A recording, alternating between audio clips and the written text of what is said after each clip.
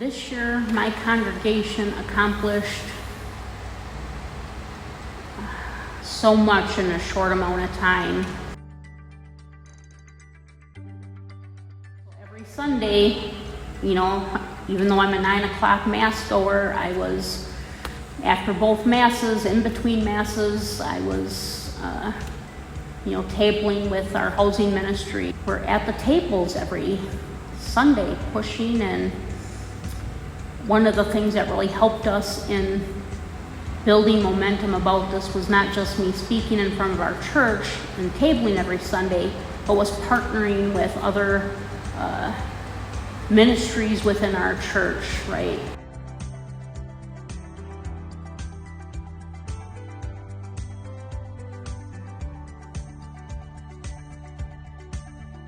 Every Sunday, we were getting this people signing up to join our bus, and then the day came for the rally. We had our bus and we started loading up, and people showed up from other churches. So it really was collaborative, right? It wasn't just St. Joan of Arc and our bus. It was like, nope, you're part of the collaborative. You want to work on Bring It Home Minnesota? Yeah, hop on,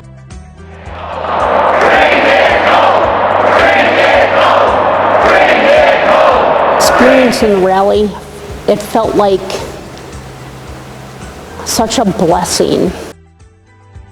My organizing on the Bring It Home Minnesota campaign is deeply personal to me, because I'm on a wait list for a federal choice voucher, and I got over a decade before I'll get it. So to be able to go up and testify about how this bill will impact me,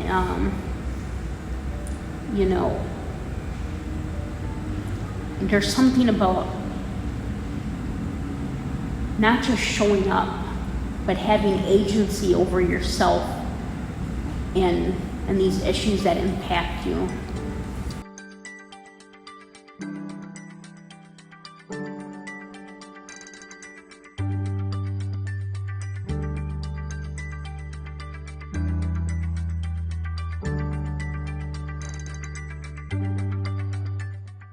I contributed to the landscape of home by showing up, by telling my story, by engaging with people, by collaborating, and by filling a huge school bus full of active people who want people to have a home. And we did it, and hopefully we'll do it again and again and again until we end homelessness and housing insecurity.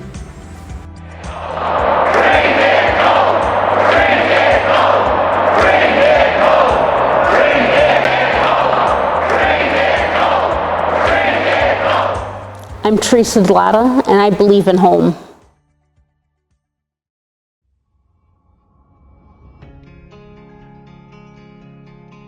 Our collaborative changed the landscape of home by notifying the Affordable Housing Trust Fund that they were not meeting their mission, in our opinion, and then educating them on ways that they could provide more deeply affordable housing and be more effective.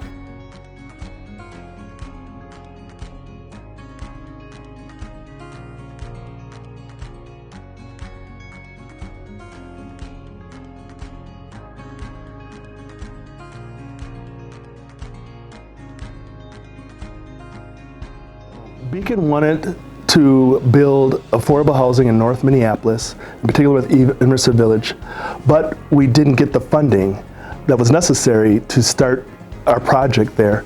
So, as we decided that we saw that as an injustice, we stepped forward and interacted with city council members, interacted with the mayor, interacted with staff of the city in order to make sure that we would not only just get the funding, but also to ensure that other organizations got funding necessary to develop deeply affordable housing.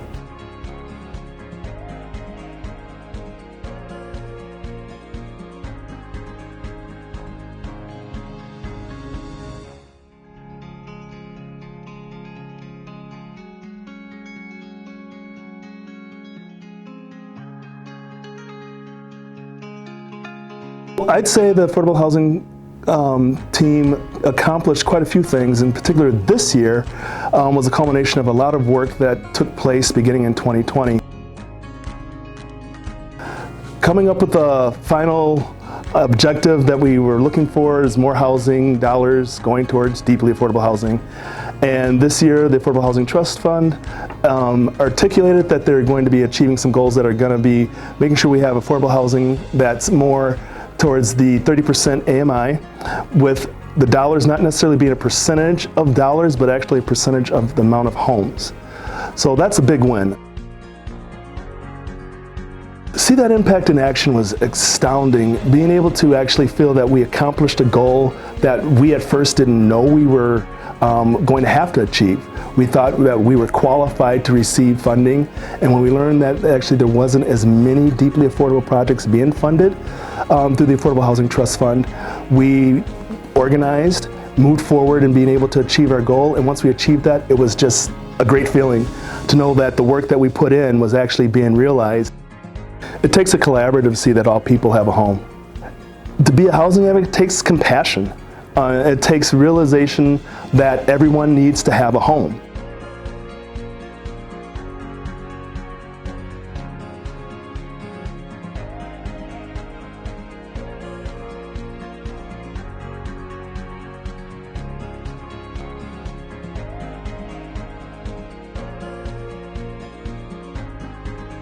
I'm Damon Dean, and I believe in home.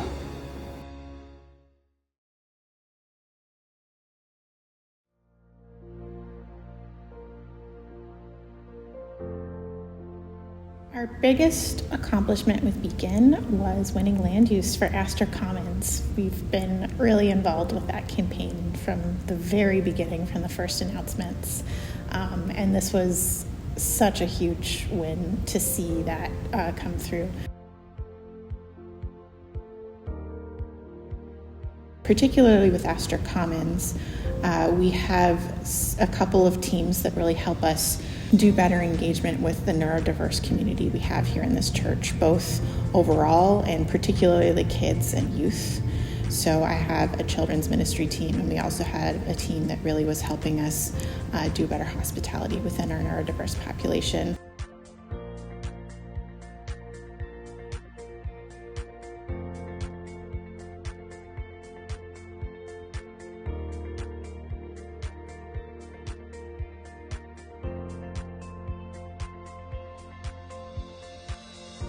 We were engaging in this question of what does it look like to be more intentionally welcoming of neurodiverse people and families with neurodiverse children. We had this area called the Nook and the art cart with lots of art supplies and things for kids to do. We added different seating areas and different styles of seating, so you can sit in a rocking chair, you can sit on a wobbly chair, you can sit on the floor. You know, it's all designed for different needs. When you look at the one thing that can make the most difference for the most people at this point in time in terms of loving your neighbor, it's more stable housing that is affordable. It's been so exciting to see all the housing wins in the last year. I think from the groundbreakings in Emerson Village and Vista 44. But I think what was most inspiring for our work on Astor Commons was watching the land use votes at Gladstone Crossing, because that happened just a few months. So as we were getting ready to do land use for Astor Commons and starting to ramp up that work, we had this like tangible win. It felt like we were carrying that momentum into those meetings.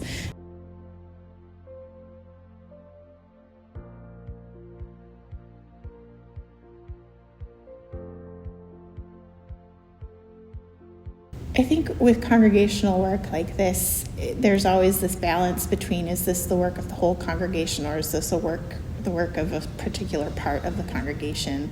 So when you have pastoral leadership saying this is very tied to who we are, I think that makes a big difference to show the whole congregation that this is the work of all of us.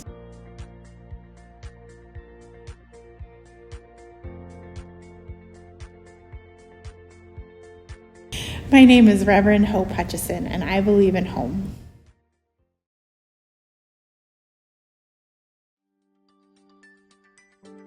With Beacon, we've taken advantage of all the trainings and the workshops, Rent is Due.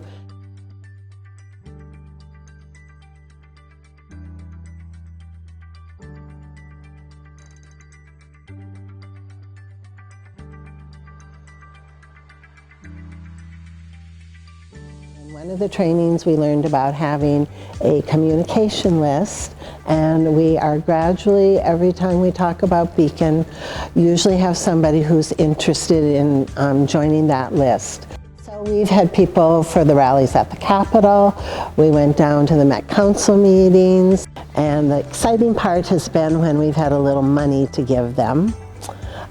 This fall, when we gave our big check, we had our picture taken with Fritz, our organizing representative, outside with our team. That was a wonderful moment.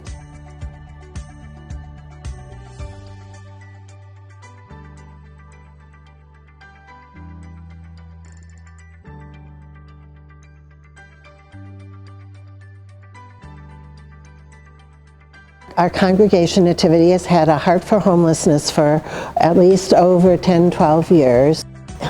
To become a housing advocate, I have to say, doesn't take a lot. It's just showing up. I think people who came to the rally had fun making their signs, and they found out how many people are excited about working for housing. And so they were housing advocates without knowing they were housing advocates. And so really all it takes is showing up.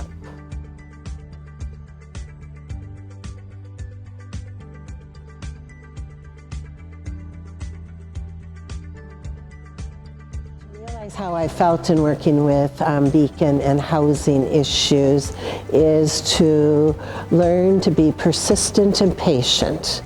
And I think going to Unlock the Metro meetings, the Met Council meetings, was a really big lesson for that.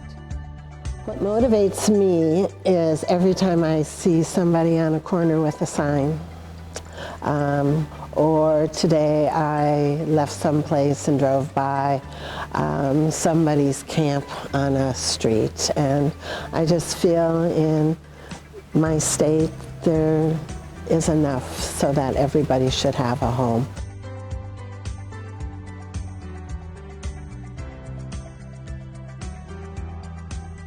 My name is Karen Weiberg, and I believe in home.